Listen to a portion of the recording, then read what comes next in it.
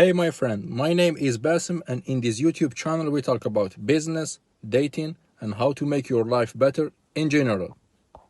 Today we are going to reply to a follower who asked us, I'm 30 years old and still living with my parent, what should I do?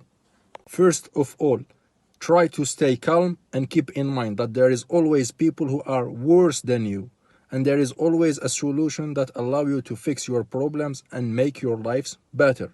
The second thing to do is try to be honest with yourself and ask it what you are doing wrong, why it is not working for you. Because it is easy to blame other people or your parent or your government or environment, but most of the time it's not going to help you change anything. Like, it is you. You need to figure out what you should change in order to get the result that you want. That is the most important thing to think about and to try to figure out in order to change your current situation. The next thing to do is try to follow other people who are already successful in life, who are already getting the thing that you want. This will give you an idea about what they are doing and how they are behaving in order to get the results that you want in life.